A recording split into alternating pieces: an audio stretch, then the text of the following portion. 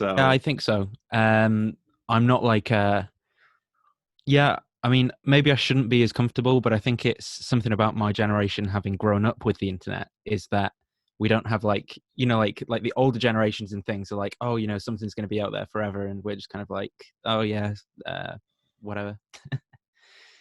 well, Esther O'Reilly had sent your how I became a Christian video, and I actually just rewatched that this morning. It's Right. it's Okay. quite a moving story. Um, how are you doing? And you're continuing to post content on your channel. How are you doing now? Life going okay? Yeah, it's going okay. I mean, I think my position I think I was far too certain in terms of like maybe conservative evangelical commitments over the past few months in terms of like my Christian walk. And I've been challenged on a few things like, like my theory of the atonement, my understanding of say, biblical inerrancy, things like that, which is actually good, I think. Mm-hmm. Um, because it means that I'm constantly trying to get at the truth, and I'm not kind of like going to become dogmatic, and which I think could be a bad thing. But yeah, it's interesting. Like, obviously, I'm still a recent Christian, so I Yeah. think people say you go through what's called like a cage stage, kind of, or maybe like a pride and puffed up or whatever. But um, I don't know. I think there's periods of time where it's all great, periods of time of terrible sin and backsliding. It's interesting, because I've definitely there's a change in my conscience now as a Christian than what there was before. Yeah. So Yeah. maybe for if we share this and anybody watches it, and to refresh my memory and add a little clarification to the video you did and how I became a Christian, you did in May. Yeah. Now, how old are you? I was 23 like 2 weeks ago, 3 weeks ago. Okay, Yeah. okay. So when did you have your surgery? So it sounded like, your surgery Yeah. Yeah. basically took you off your feet, and then you start watching all of these videos and you start getting into stuff. How long ago was that? Okay. So I think I was 17 actually when I popped my first ACL. Okay.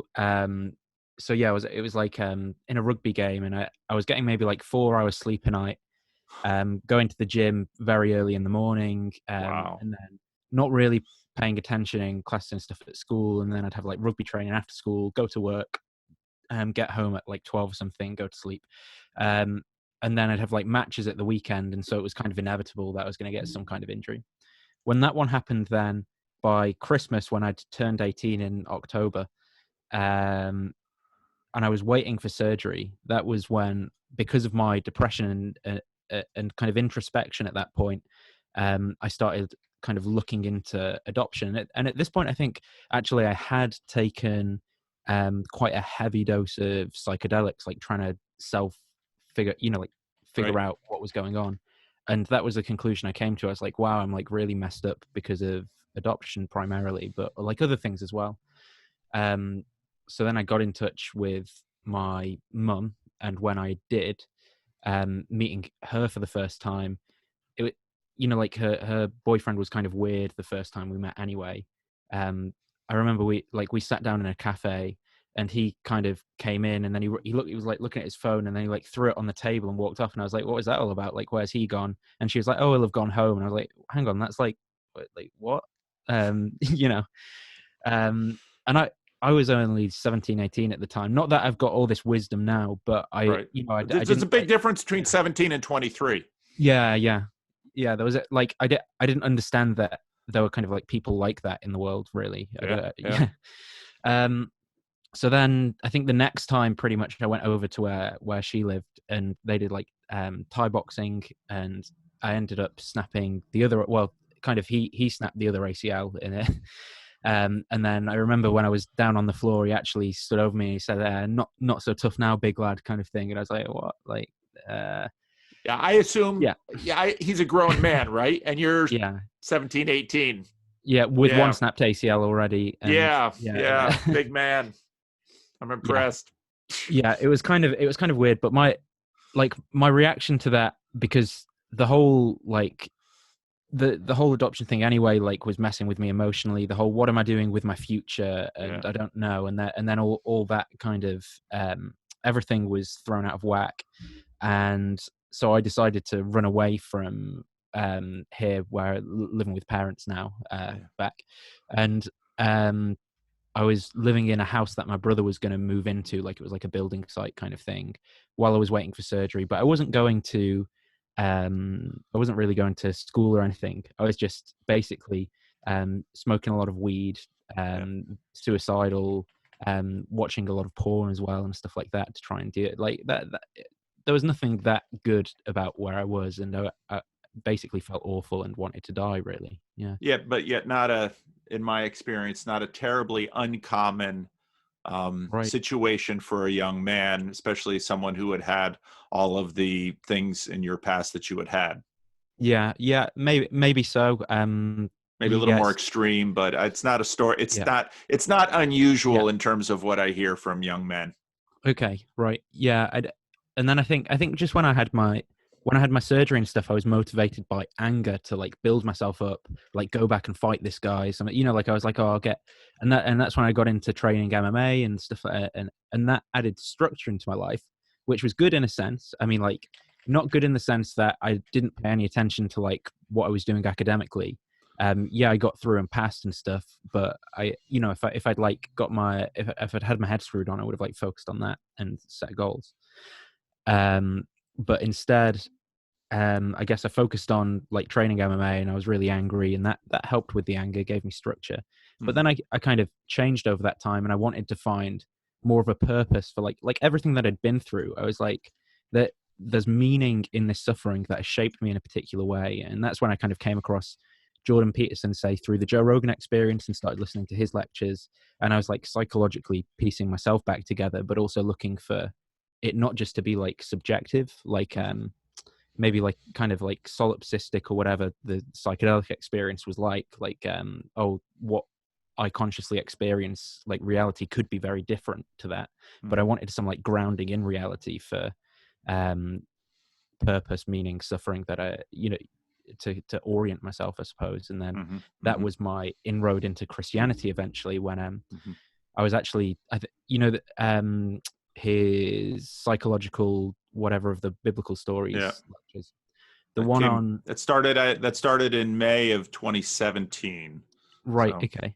And I kind of followed him from about, I think, 2016, when there was that the protest C16. at the university. Yeah, but Yeah. there was a protest at the university. Yep. I remember he kind of like gave a speech or something outside to the, Yeah. and people were shouting at him, and there Yeah. was it like Smugly Puff or something? I can't.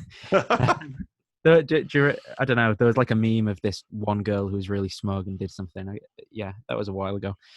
Um, and yeah, so it wasn't necessarily what he was saying about God. I mean, the Marduk stuff was all pretty cool, and Hmm. now that I'm a Christian, I'm getting into like figuring out Near Eastern cultures and how that's in the text of the Old Testament as well. That's actually come back.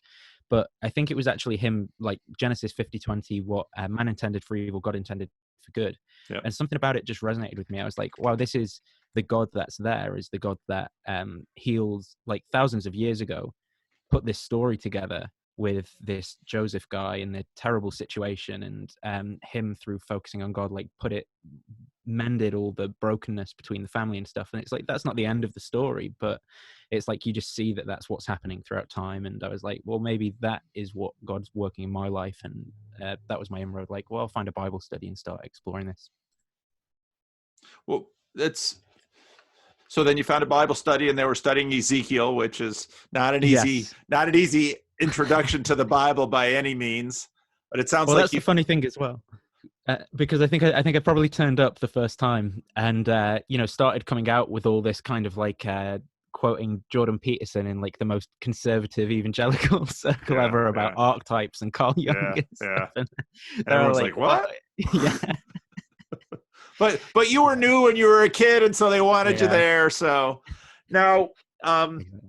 how did you? A lot of people when they talk to me, they ask a question. Well, how do you go about finding a church? How did you go about picking this church or this pastor, and what Right. was that like for you?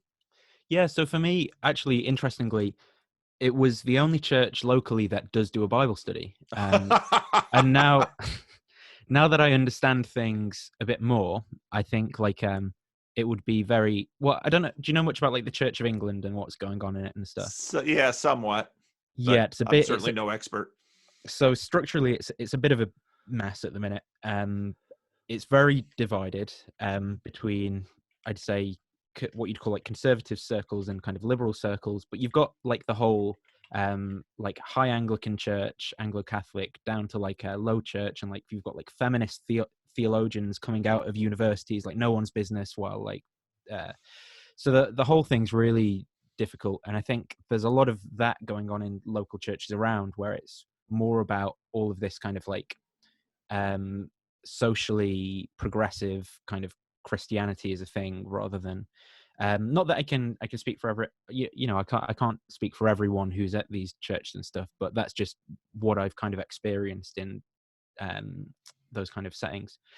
And so this church had a Bible study on, and I started going along, and the guy, the vicar of the church, he actually had come to, when I was like 14, he'd come to my high school and given a talk on something. I can't remember what it was about, but I remember that it made me really angry. Like I was like, as a 14-year-old, I was like, I'll debate this guy and I'll tell him about how his God doesn't exist and how I know, because I've got a GCSE in science, like, you know. So that this is the only church doing a Bible study, and you went to the Ezekiel. And is the church a large church, a small church? I think it's about 160 people in total that kind of Okay. are like in membership and stuff. And you probably get, I don't know, maybe like um 30 to 60, depending on like, so like Easter will be like 60 in church on a Sunday, maybe Okay. more. Okay. And like an average Sunday is like 30. But there's like evening services where you see other people who you've never seen before and all sorts. But I don't know if that's like a typical size, but it's nothing like a mega church, right? You know, Okay. Okay. Do that you you live get in in. a rural area? The video you did, how I became a Christian, beautiful, Yeah, beautiful I know. Yeah. backdrop. I loved watching the dog. You know, Did you see when it ate the fly? that's right. Oh, I think it's a tick. You know, right in the middle of the big moment. It's like he flipped it. Yeah. I thought that was hysterical. I loved it. Well, I tell people almost every video is made better by a dog, so it Yeah, was yeah. wonderful. Yeah, So Berkeley is awesome. So yeah, it's kind of rural. It's more like a town, so it's okay, not quite like a, I right. mean, where the church is, it gets, that's like the villagey end. So that's where, like, you know, you've got kind of like farms and a golf course and stuff like that, because there's more open space. But the bit I'm in, like a 2 or 3 miles up the road, is more like towny, and there's like a, you know, a little strip with some shops and cafes on and stuff. Yeah. So have you settled in as regular church attendance been something that you're doing now, or Yeah, how's I mean, that going for you? I started going to church. When was it? Like April, maybe last year. Okay. Um, and again, it was interesting for me as someone who had never done anything like that before. Um, because, well, I think and I found this out talking to some family friends. When I was younger, I was interested in some family friends who were Catholic, and I think I made them take me along to like a church service, maybe for like a couple of weeks when I was about like 5 or something. But I got like turned off of God and religion and stuff. Basically, I think we were on holiday somewhere, and I wanted to go in a cathedral and look around, and it was like, oh, you know, it's all nonsense or something, and I was like, no. And then from, you know, but I yeah, when it was interesting, because I was like, the music and the, because I was thinking of it phenomenologically, because that was where I was coming at, like in terms of my worldview philosophy and stuff. I wasn't thinking metaphysically about, does any of this have like an ontological truth to it. It was just about my experience. And um I was like, well, the harmony in the music, the content of the lyrics is like really pure. But there was like even a further depth, because I was like looking around, and I was like, well, there's families here who, yeah, I'm sure they've got their problems, but like they've got kids here with them. So there's like the family unit all together around this one truth, which is really interesting. Um, and then I was like, and then in the singing, there's the harmony between a husband and his wife. So like he's got the bassier tones, she's got the higher tones, but the their vocals in the singing are like harmonizing together around this truth again, which was something that was kind of like beautiful and a different kind of level. And I just remember I was like looking at the stained glass window of like of Jesus on the cross as these songs, and I was thinking about the lyrics, and I was going, there was like a part of me that was like, oh no, I hate this, don't join in, and like, and then there was a part of me that kind of like, and that part kind of changed over time as well. It was fascinating to kind of observe myself through that process, and I was like, there's something going on here. And I'm sure someone who's skeptical could say, oh yeah, it's just just serotonin, and that's what, put you in the pleasure machine and you'd be a whatever religion. But yeah, it was, it was really, it was quite beautiful, and I didn't care so much about the theology behind it. I was just kind of like, there's like a level of truth here that's really bizarre and being expressed in worship of God, whatever that thing is. That was my first thing. Yeah. Did you find, so you started going to church in April, did you find, how did you find in terms of motivation going to church? Because I know a lot of people, now it doesn't sound like your parents who raised you were churchgoers, regular churchgoers. No, they weren't at all. I mean, I think there was more of a cultural Christianity in the UK when they were younger, for sure. Like, Yeah.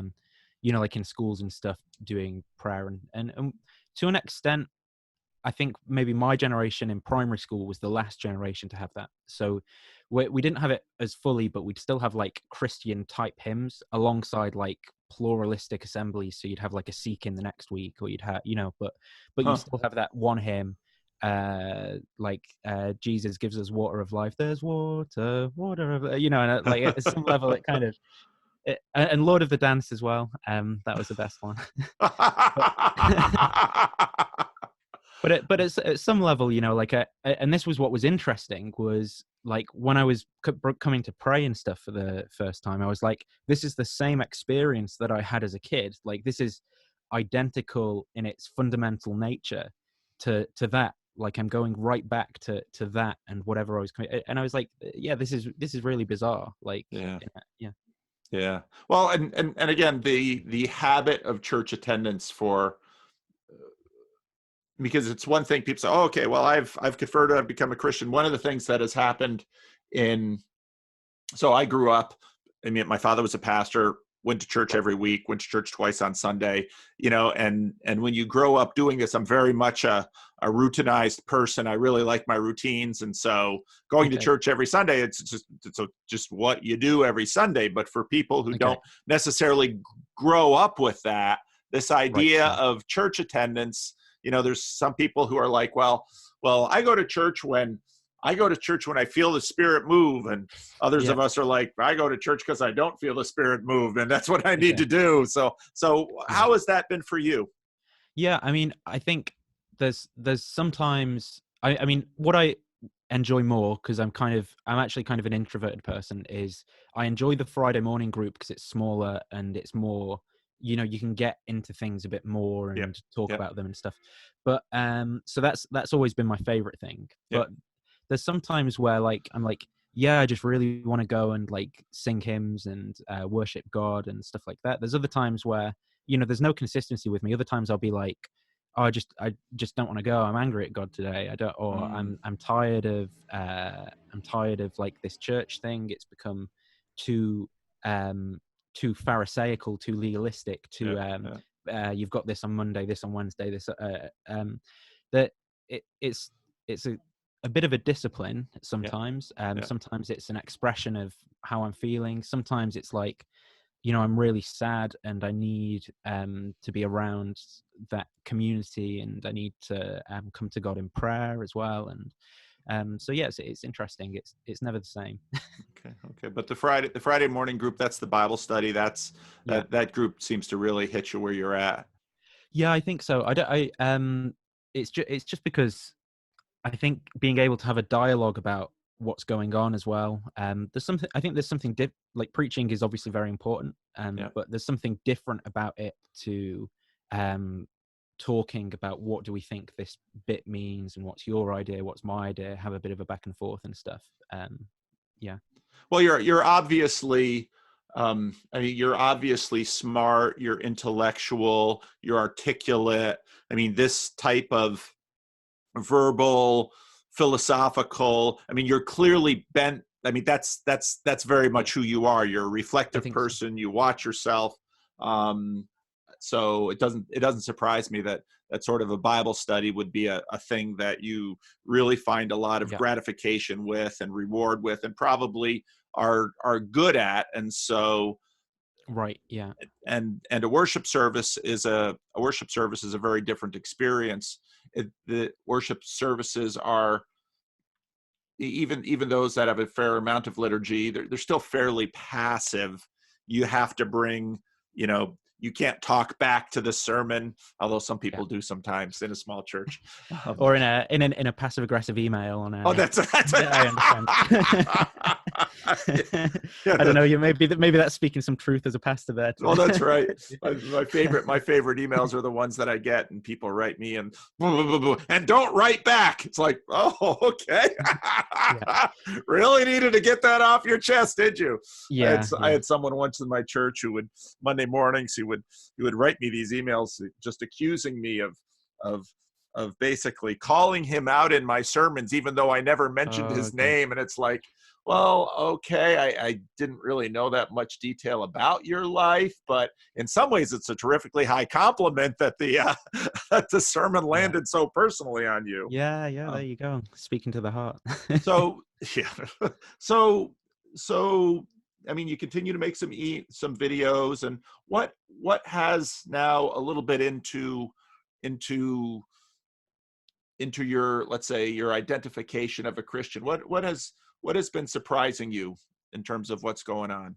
I mean, one of the things that struck me about watching your video was, I mean, you spoke a lot about the anger, Right. and that's, again, as we started talking, often when people become Christians, there's sort of a, I forget how you said it, sort of a cage phase. I don't know what Oh that yeah, quite means, cage but staging. Like yeah.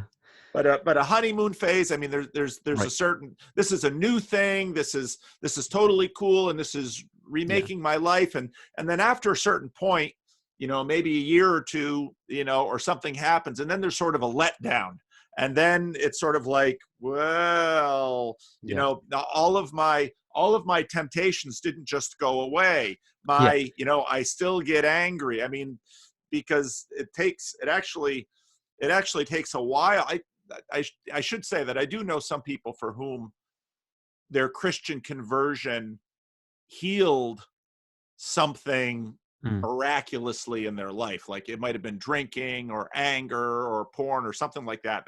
That people, after they had a Yeah. they had a dramatic conversion experience, and after that point, this particular thing had no hold on them. But that's the exception. In my experience, the more common is that there's a stage where there's a lot of euphoria, there's a lot of enthusiasm, and there's a lot of energy and freedom that comes with that. But once life starts sort of settling down again, then Yeah. suddenly it's, well, I still have some anger about, for maybe Yeah. Yeah. things in my life that I didn't know about, and I still have temptation. So how's that been going for you? Yeah. It's interesting. I think every time that I think I've got Christianity, I realize I've not. Like, like it's like, right, I've got I don't know, I've got the ontological argument, the cosmological argument, and the fine-tuning argument. So I've got it. I've got, like, my worldview is fixed. It's and it's like, hang on, that's not Christianity. That's like some bit of philosophy. Or it's like, well, now I understand this parable in a certain way, and that relates to me in this way today. But then, like, you're reading, like some of the things that Jesus is saying or that are being said in the God, and it relates to you then in a different way. And it's like, and that keeps going even on the same passages, even on the same parables. And or even in terms of, like, looking at, well, what is the Bible? So at first it was like this thing that's psychologically true. Then it was like this thing, well, these are events that actually happened. And then it's like, well, we look at textual criticism and stuff, and there's even more. There's the cultures that are bringing their worldview in. God's relating to them and where they're at in their time.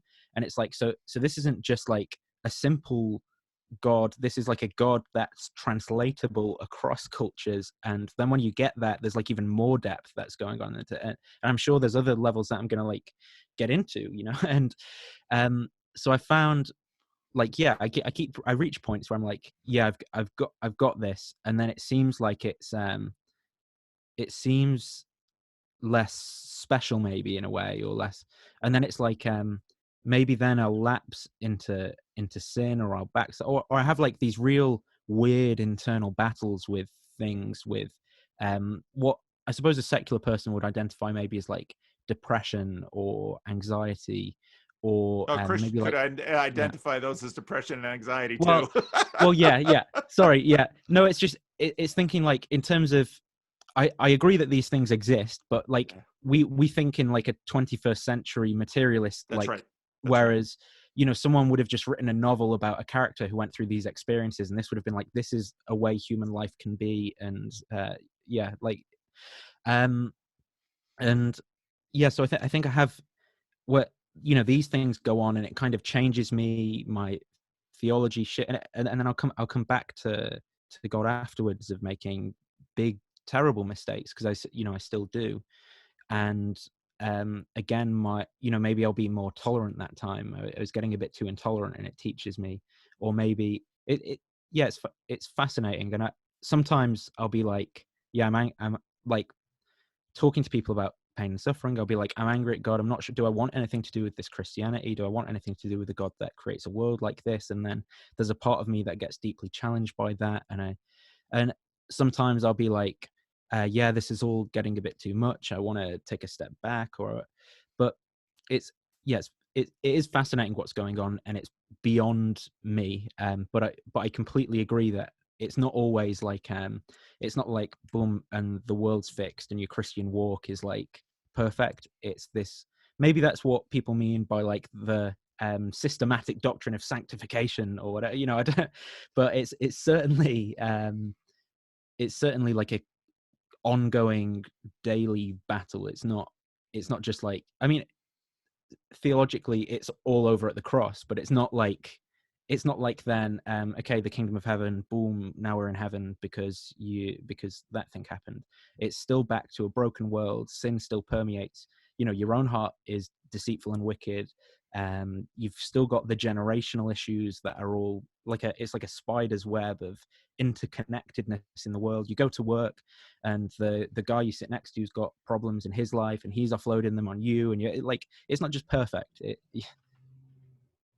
Yeah, yeah. No, it sounds very right and very real, and it's in the midst, it's in the midst of this battle, and in the midst of this um banality often, that Mm, God, you know, I often, well, the first job we were given was gardener, and a lot of right. this is like gardening, and Okay. that, well, there's soil, and then there's little bugs that are eating your plants, and there are Right. seasons, and you're dependent on the weather, and Yeah. you don't really make the crops grow that you want, and there are always weeds, which are crops you don't plan on, and all you do is sort of continue to work on the conditions that, and then the thing is, well, then God brings Yeah.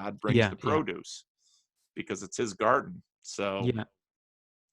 and you've continued to make videos. I mean, what prompted you to do anything on YouTube? What was Yeah. your I mean, I think I there's a few things going on there. I think one of which is like, I I'm part of a generation that like watches YouTube. Okay. Um, so like when I was maybe teenage years, I used to watch, say, like fitness YouTubers, or I'd watch like Joe Rogan podcast on YouTube, or I'd watch whatever. It'd always be like going to YouTube, and now it's like Christian apologetic YouTube videos and stuff. So there's always been something in me that's like, oh, I guess it's kind of like a fun medium, a tool to play with. Is um, I'm sure there's probably negative things in there as well, like, oh, it'd be great to make money doing something that's fun and not, you know, like those are certainly incentives that are mixed in there. But I'm trying to I think I'm trying to keep it as something like authentic and like just what I want to do. So I'm not just gonna like make wacky thumbnails like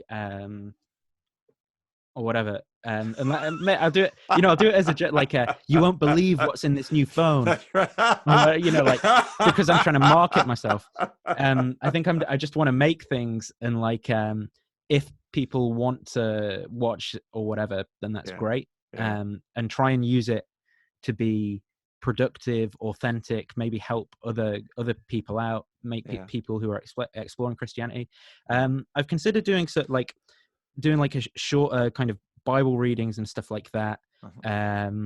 Some shorter philosophical answers and objections and things. I don't know. I'm still just figuring it out, seeing what I enjoy doing and what where it goes. Because I don't want to like box it off or do anything professional because why put the time or effort into Yeah. making quality content. Yeah, well, anybody who watches my channel knows that quality definitely comes second in terms of my videos. Right. I just got an email from a sound guy, a church sound guy. He's like, "You got to do something about the sound. It's a mess." It's like, yeah, it probably Yeah. is. I should probably do something about it, but I Yeah. just don't have that much time to put into the niceties of it. Well. So you're 23 years old. Tell me what some of your dreams are for your life. What would you like to see happen in your life? Okay, so this it's a bit of a joke, but I actually on my YouTube channel the other week I changed my biography to something that number 1, keep my sock drawer tidy. 2, turn up to work on time. 3, overcome depression. 4, get PhDs in philosophy and theology. Wow. 5, convert Joe Rogan to Christianity, and and then 6, revive Christianity in the West. Good goals. You need big goals. That's good. Yeah, I don't know exactly. I mean, I really do. I enjoy theology and philosophy a lot. I think there's a bit of a sunk cost thing in actually academically studying those, saving the money to do it. So I'd probably rather spend the money on the books that I'd need for those courses and read them in my own spare time, while saving money in a job, and then I can contribute to the church or charities, whatever, and rather than like spending, getting into loads of debt or whatever. I don't really want to do that.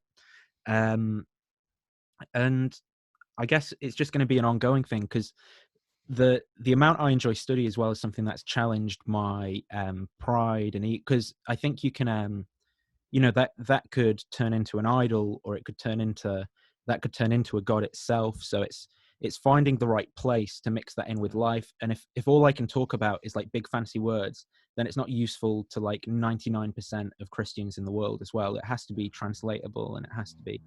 So I'm just figuring out how I can best serve God with my broken personality, my interests, my like where does He want me, or where have I been given life experiences to use them and stuff. So I don't know exactly. Maybe revive Christianity in the West is too big of a goal, but to to do my part in clearing some of the groundwork and making way for whatever is going on is enough. Yeah. I don't think we're expecting you to do the whole thing, but yeah, doing your part. That's a good way to look at it. And convert Joe Rogan to Christianity. I love that goal. That's just hysterical. But these are good goals. I run in my regional church business. I run a little education program for lay preachers and people who want to learn a little bit of theology, and I do it online. I haven't really opened that up to my channel following. I've kept that as a church thing at this point. I'll probably have to keep thinking about that. But I think you're right. I don't think you should go into a number of years ago, I was asking myself questions about my ongoing education. So I got a BA in history, and then I got an MDiv, and that's pretty much been the end of my formal education. And then I looked at Doctor of Ministry or maybe a PhD. I looked at kind of the what that would, the hardship that might pose on my family and the Yeah. cost. That's And it. you really have to weigh those things carefully. But at the Yeah. same time, are you still single? So I was with someone before I became a Christian. Okay. We actually bought a house together.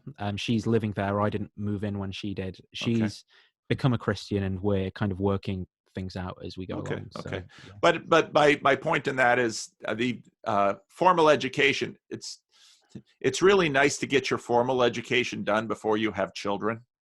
Right. Because once you have children, I Okay. mean, they're expensive. They're a priority, and so it's important. So, but I would say that if you can find ways before before you have children to Right.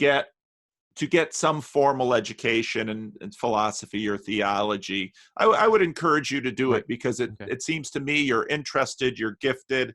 Getting that the formal education, what the formal education affords is usually open doors. Okay. If I had gotten a PhD in anything, I might be teaching at a Christian college or seminary, university. Mm. I don't know that that's necessarily my giftedness. I think I am much more of a pastor rather than a scholar.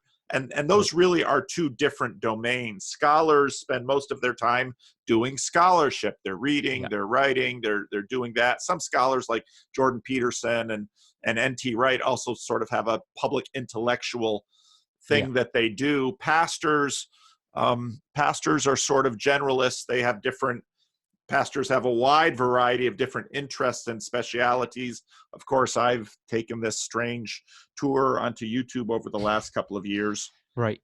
but it's varied. And so again, depending on what's feasible for you, again, I wouldn't go into debt, a lot Right. of debt trying to do this, Yeah. because that then would actually hamper your ministry Okay. possibilities. Then suddenly you have to find a ministry job that affords a certain income and all of that. But to the Yeah. Yeah. degree that you can continue to, and I would, to the degree that you can maybe find programs to learn some Greek and some Hebrew and do Yeah. some of those foundational things that are harder to do.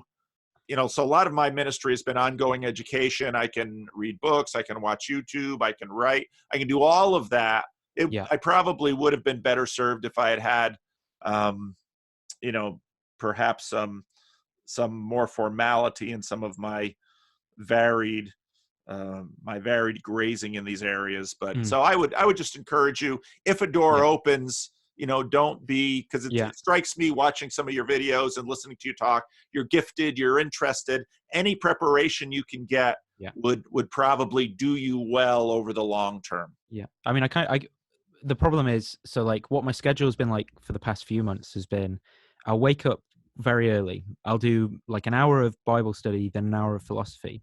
Then I go to work and I'm working full time, but I'm also doing a part-time degree in software engineering that my company's sponsoring me to do. Yeah. And then in the evening, oh yeah, and I'm running a Bible study at work, so I've got to do like prep for that. And then in the evening, it'll be either like music group practice, or I'm doing like the Northwest Partnership Ministry Training course part time, which is like a couple of hours on expository whatever in the Bible and stuff. Um, or it will be like a home group or something. And then I've got this kind of messy, broken relationship, and I've been learning about how that's all then detracting from that, and also like Yeah. I'll become a crazy person, and Yeah. um, so, and then I'm like, well, yeah, I'd really love to go to uni and be able to spend those 8 hours in work doing like that 2 hours in the morning all day.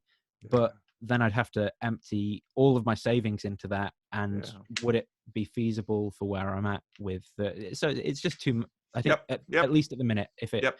like you say, if the opportunity was there, I'd love to, but there's stuff to go through, and I can't just put myself and what I want, like, I can't just go for it without any consideration. I don't think, where I'm at the minute. No, absolutely. And I think one of the things, one of the weaknesses of, say, going through a traditional track like I did, I don't have another skill set that I could work bivocationally in. Right. and Okay. you do, and that's a blessing. So Okay. yeah, no, I think it sounds like you're being a good steward of your time. You're working hard to do Yeah. that, and you'll figure it out. I mean, Right. things change, stuff comes up, opportunities arise, Yeah. doors Yeah. close. And good for you for trying to be a good steward of this stuff. So no, I just, I want to encourage you. It sounds like, certainly your conversion to Christ has clearly been an upgrade for your life, but not without its challenges. Yeah, yeah, I think so. And it's the fact, the thing that struck me is that it's real as well. Yeah, That's. yeah, yeah. It's not just like, and I've seen this. This is the funny thing about some. So some of the kind of like atheist channels and stuff, you watch them and they go, oh yeah, and this is the type of person that thinks the spiritual warfare is real or whatever. Like ha ha ha. And it's like, because what they're doing is they're playing on like the caricature from The Simpsons or something.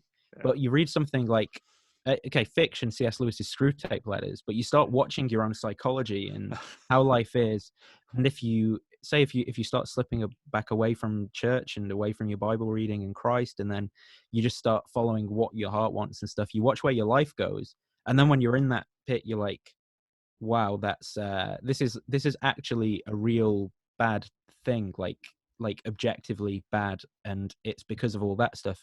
Is it?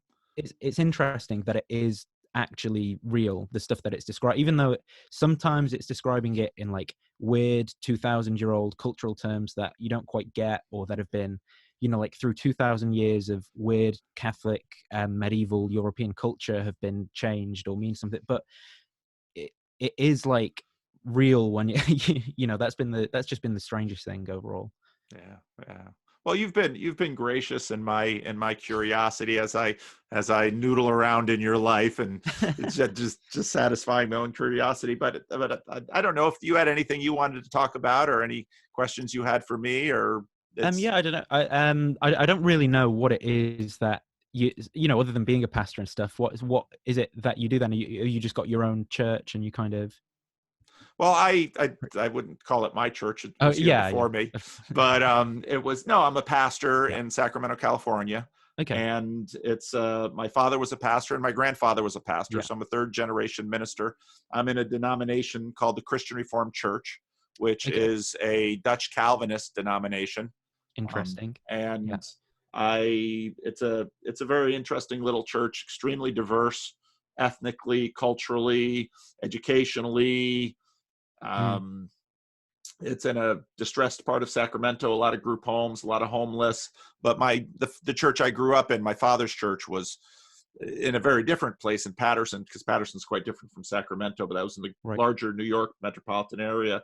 So most of my life I've been involved in urban ministry. I was a Yeah. foreign missionary for a while with Haitians in the Dominican Republic. About 2 years ago, 2.5 years ago now, I too bumped into Jordan Peterson online, Okay.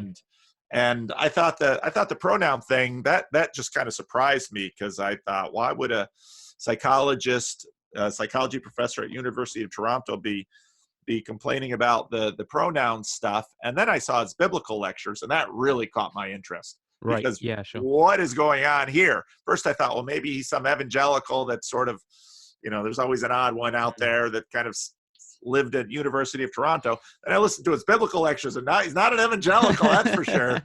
And Yeah. Yeah. but he was addressing a bunch of deeper questions for me. I was basically wrestling with sort of this two worlds problems that a lot of evangelicals have.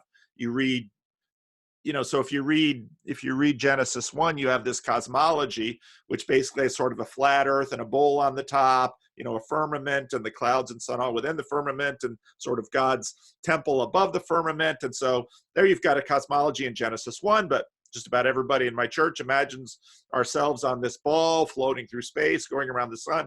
So I was just always wrestling with these two things. And Yeah. I've been reading, one of my favorite books is C.S. Lewis's book Miracles, which is Right. a book that I read once or twice a year. And so I was playing with YouTube. A member of my church named Freddie, you can find the Freddie and Paul show on my channel. Okay. Member of my church named Freddie says to me one day, because he's on permanent disability, and Mm. I take him out to lunch maybe once a month or so, and he and maybe a buddy or two, and he says to me one day, he says, Pastor Paul, you and me should do a TV show. It's like, Okay. yeah, Freddie, I don't know how this is going to happen. I said, I'll tell you what, Freddie, I'll use my cell phone. I'll make little videos and I'll Okay. post it on my YouTube channel. We'll call it the Freddie and Paul Show. So I'd been doing that for a while. Okay. And Interesting. then I saw Jordan Peterson. I was kind of interested in that. And I was noticing, a lot of people like yourself who became very interested in Christianity. But I thought, where are they going to go after listening to Jordan Peterson? How are they going Right. to?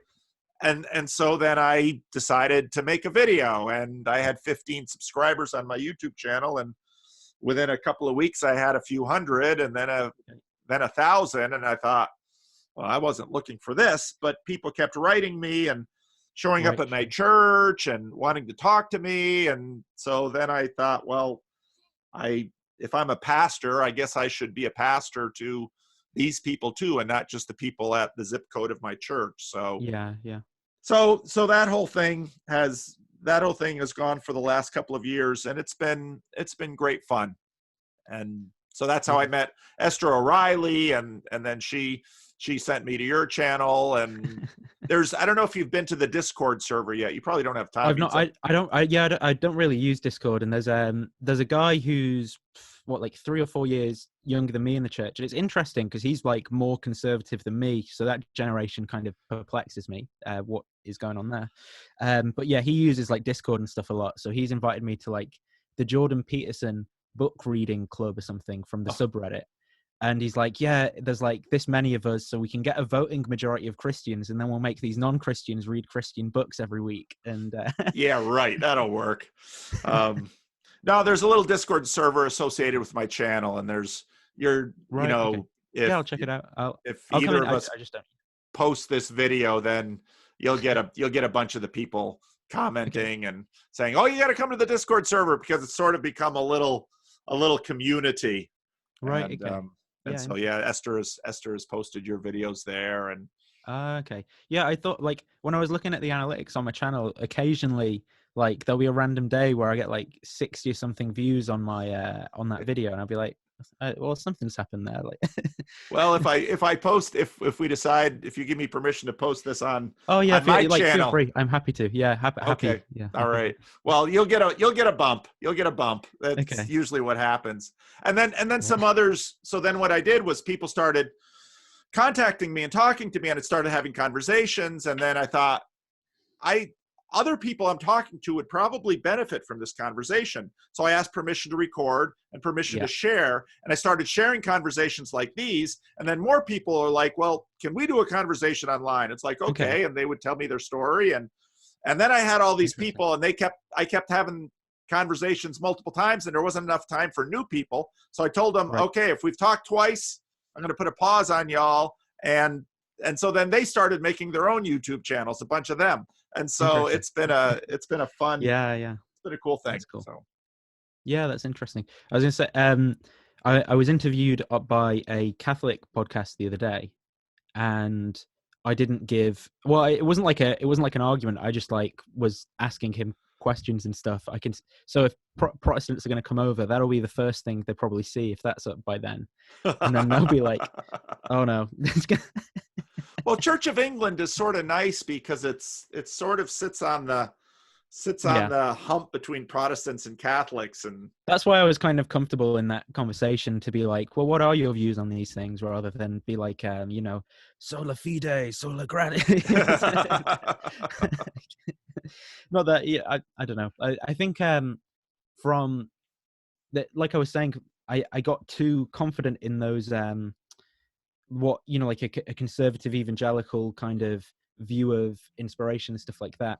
And I recently read, for example, Peter Enns' book. I don't know if you've come across any Which of his one? stuff. Oh yeah, I've read Bible, quite a bit of Peter Enns. how the Bible actually works, and that was interesting because that kind of, I mean, like I think he's more liberal than I would be, but it's I'm enjoying like looking at how different people view inerrancy, for example, or how different people view these things, because I don't want to be like I don't want to have so much certainty in the wrong systematic theology that then I start pushing that into people's lives, and it affects how I like deal. And like, what do I know? You know, I've like, it's the Bible that's true, not not my specific interpretation. I'm trying to avoid like postmodernism and there's no real truth, but it's like I'm certainly fallible, and it's like recognizing that and trying to be humble with the way that I get at things, I think. Yeah. My favorite, well, I liked Pete Enns' first book. So I don't know how much you know about Peter Enns and his story. I only know that he was at Westminster Seminary, and for some reason I thought he was at Cambridge University. And but he was at Westminster Seminary and got fired for something being like not in line with their doctrines, and yeah. So there's in the United States, there's Westminster East in Philadelphia and Westminster West in Southern California. Okay. He was at Westminster East, which that seminary itself, there's so much history and all that. Okay. So back in the day there was Princeton Seminary, and Princeton, when Princeton Seminary went liberal, there was a split, and the conservative faction of Princeton left Princeton and actually joined some CRC guys and established Westminster East. Right. And they've been a conservative reformed theological seminary in Philadelphia, also with some real credibility in terms of doing urban ministry. So Roger Greenway, who is the father, he was a professor of mine at seminary. He taught there for a while. Tim Keller obviously was quite deeply formed by not only Gordon Conwell in the East, but Westminster East. So Pete Enns was there. Yeah. Pete Enns was there, and he wrote this book, his first book, which is it's of his books, it's one I really enjoyed, which basically looks at Jesus as the Word of God and the Bible as the Word of God. And I thought it was quite a good book. Is that the inspiration and incarnation one? Yes. Yeah. I thought it was quite a good book. But Westminster East is a very interesting place. Harvey Kahn had been there for a number of years. And I remember when I was a seminary student reading Harvey Kahn's book, and Raj Greenway was a professor there. And I sort of challenged Raj Greenway about, I'm not quite sure how Westminster keeps both of these sides together. Well, Pete Enns sort of got caught right in that issue. Yeah. And Pete now teaches at Eastern College. I think it's now Eastern University. Right. I think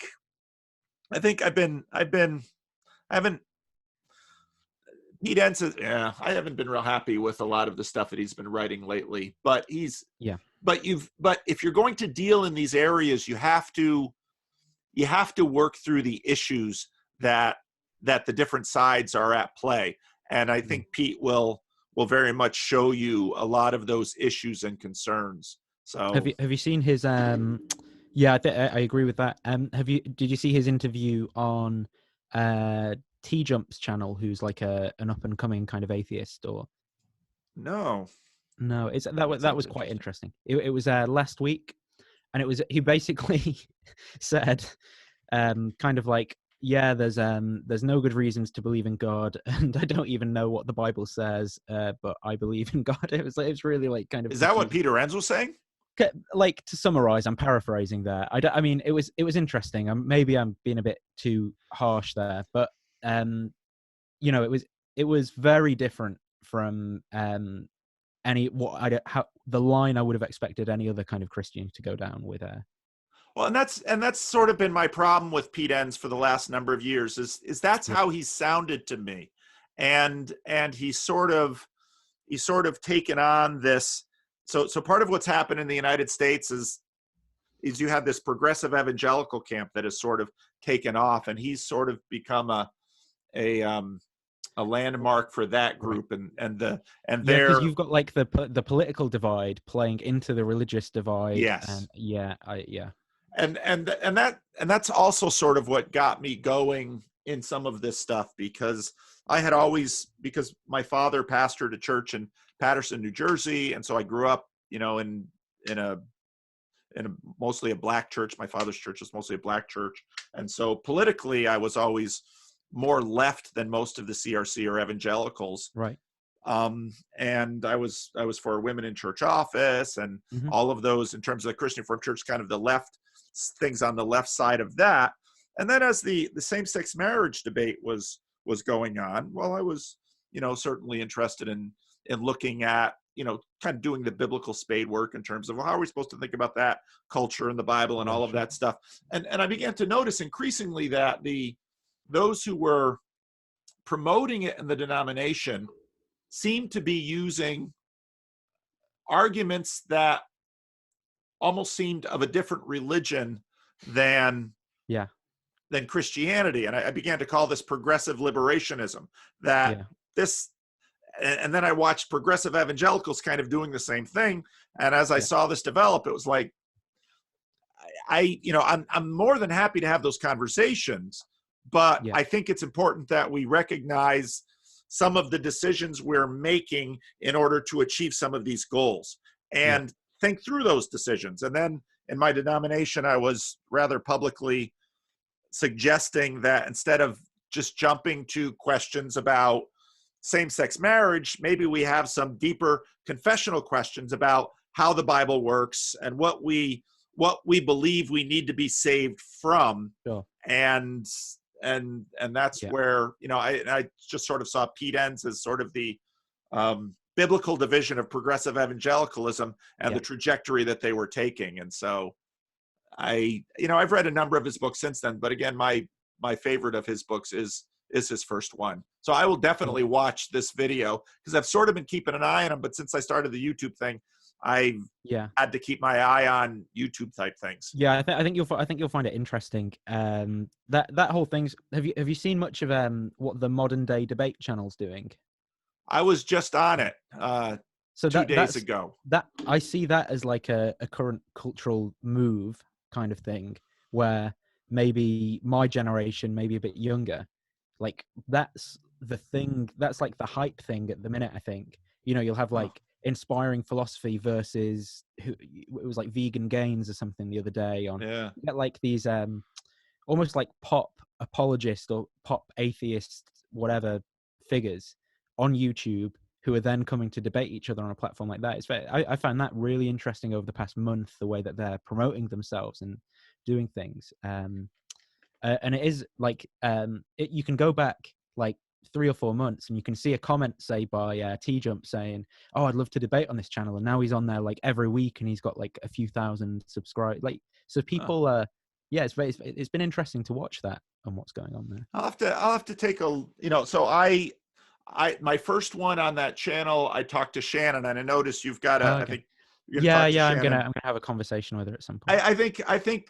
I think actually that video didn't go well, just partly because we couldn't all sort of find each other in that conversation within that hour. Okay.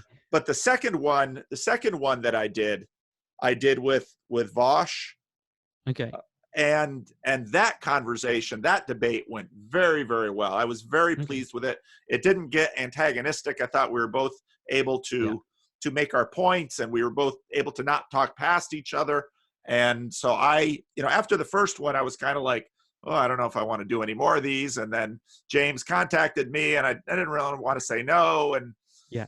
But then I said yes, and it went very, very well. Yeah. So I can't do debates for the life of me. I just can't do that for like I just want to have relaxed conversations about like ideas and like I'm happy to go back and forth about ideas, but I can't do the whole psychology and rhetoric playing a role in how it's then perceived by people who are viewing and stuff. It has to be like it has to be about the ideas themselves. I can't deal with the extra layer of sophistry basically. yeah, well, it's give yourself some time. Yeah. I mean, you're I mean, it sounds weird, but you're only 23, and I've had 33 more years than you, and so Oh, I was okay. talking to a Well, 25-year-old, and I felt kind of bad because I thought that's not really fair. yeah, Maybe yeah. I don't think he felt that, but Yeah, yeah, I know. we're Well, I knew talking it when about. I was 18. I could have. I used to be able to debate then when I knew everything. When you knew so much. Yeah, Yeah. Well, that's funny. Well, I'll definitely take a look at that Pete N's T jump thing, and I'll take some more. I'll look at some of these other people that's been on Mhm. James's channel, and maybe if I find Yeah, someone that I'd like to talk to, because I'm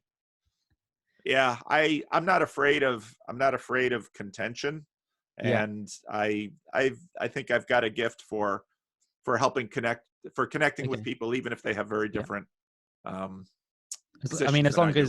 as long as you know if people have got a particular game that they're playing, and you don't walk straight into that lamppost with your head down of root Yeah. epistemology and stuff. Yeah. Yeah, no, that's true. That's true. I'll take How another look at certain that. are you of that? On a scale of 0 to 100, how certain are you of that? Yeah, yeah. Well, again, once you get older, a lot of these tricks aren't new. Oh, okay. And so if you've seen them, if you've been around the block on a Yeah. few things, it's kind of like, yeah, I've been around that block. I'll meet you over at the other side because I know exactly Okay. where you're going. Right. It's just a function of, when I was in the Dominican Republic, they had a saying that I'll translate it into English, that the devil isn't smart because he's the devil. He's smart because he's old. And Okay. that's Interesting. kind of what you get in time. Yeah. So I'll definitely check that out. That's very Mm-hmm. interesting to me. Well, good. Any other things you wanted to touch on, or I don't know if you want to wrap this up now, or you've had a Yeah, long, hard day I at don't. work. Yeah, I don't mind. I'm trying to. I've got. Have you ever watched any of Greg Sadler's videos on YouTube? Yes, The yes. philosophy guy. Philosophy. So, so he's coming on my channel in a week. So I've been trying to read like all of Anselm's works in a week to. So I'm prepared to talk to him about Anselm, which I won't be. But yeah, that's what I'm doing at the minute. So I guess I'm going to try and finish Cur Deus Tomo tonight. And Oh my goodness. Oh my goodness. Now let me talk to you a little bit more about Joe Rogan. Did you see Joe Rogan and Richard Dawkins? oh, I've only seen clips from it. Yeah, I saw the clip on the "Did Jesus exist" bit, and I saw there was another clip on like 2 10-minute clips. So that's, I don't know how much of a Okay. fraction of the thing that is, but yeah, I'm sure that'll be interesting. And I don't know, because like, so say from my jujitsu days, and these are still good friends, but I've got friends who have been in those MMA circles, who are also Satanists, also ex Freemasons, or current Freemasons. When I was becoming a Christian, and I was getting a I, I was using, I don't want to be too specific here, but I was using someone's private, like they do like a private services thing, and I was using that, and they were like, have you thought about becoming a Freemason? Because I was talking about Jordan Peterson and the Bible stories and stuff. That was interesting. I was like, that's weird that that's come up. And yeah, so I wonder about Joe, what is in that. I know it like there's too many weird, crazy conspiracy theories, but I do also know that there is like real organized weird stuff that goes on, and he holds far too many weird positions and has far too many connections. You know, when he comes out with some of these things, I think what's really, what is there something, I don't know, maybe this is like we're going to get into black helicopters and Israel, but I do, what, like, when I see some of the conversations he has, it seems almost, it maybe it can't be, it could just be, but it seems like orchestrated misinformation sometimes, which is very interesting, like Huh. like that Constantine invented the Bible, or that, so some of the ideas I got about the Bible from various interviews he's done where he'd bring it up. And I remember with his Steven Crowder interview in like maybe 2016, and his Milo Yiannopoulos interview, where they were like, Milo was like, "You're not that stupid, Joe." And this was while I was an atheist. Milo was like, "You're not that stupid, Joe. You know, there's more to the Bible than that." And he was getting very angry at this. It was really interesting. And the same with Steven Crowder when he pushed back on like Christianity and stuff. And Steven was like, "Yeah, I'm a Christian." And it got weird at that point. There was like a tension in the conversation, and so I do wonder what's going on.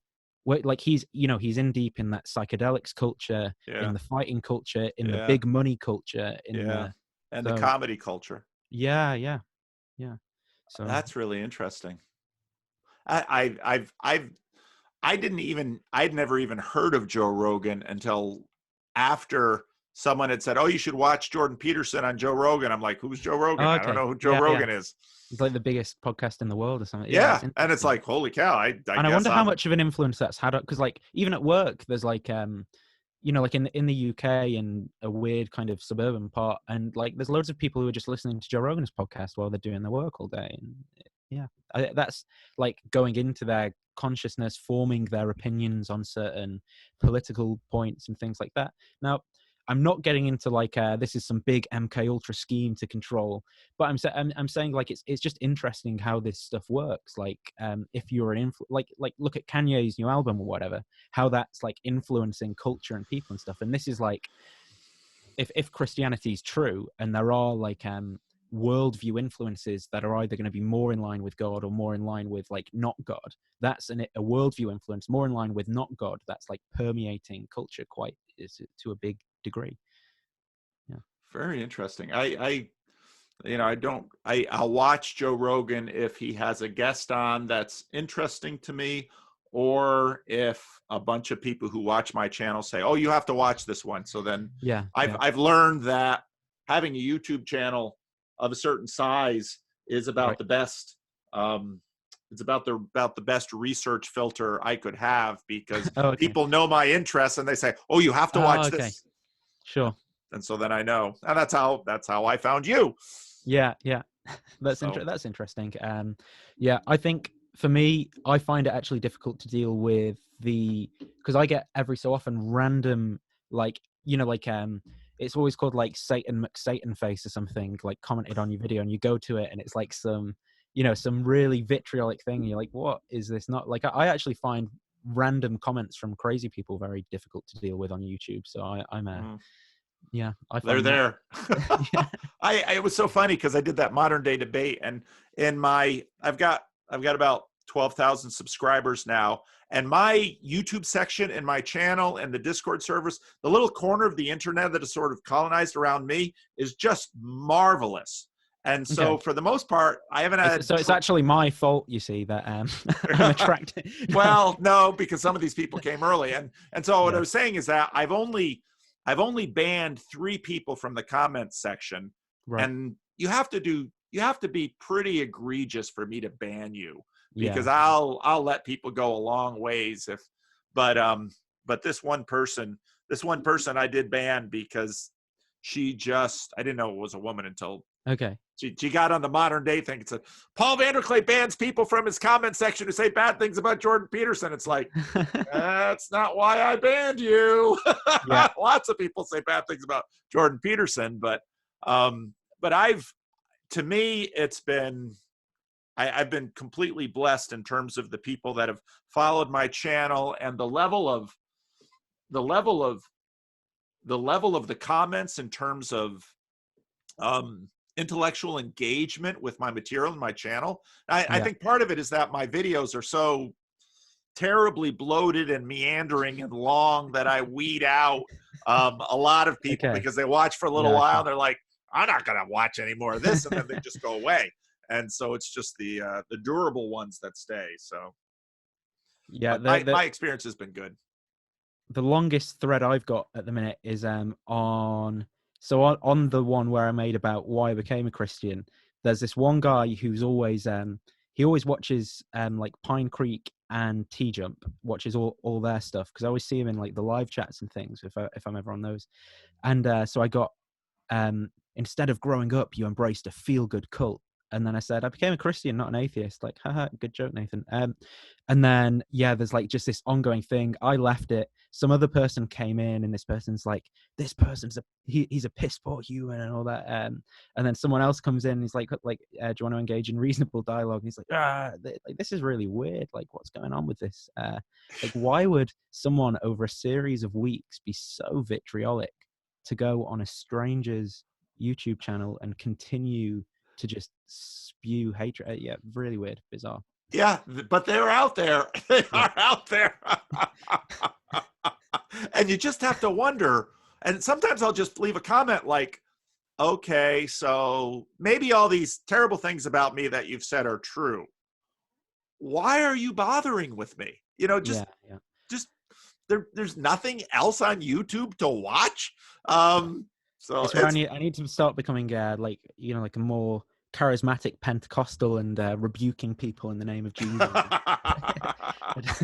cast out that spirit. Yeah. So anyway, Nathan, it's been a pleasure to talk to you. Yeah, no problem. And and I'll thank Esther for sending you my Yeah, no, way. thanks for having me on. I really appreciate it. And you know, and if there's anything future that comes up, I'll be in touch, because there might be more profitable conversations to be had at some point, maybe. Super. Just you have my email address. Just reach out anytime. Great. Cheers. Thanks Take for that. care. Bye-bye. Bye.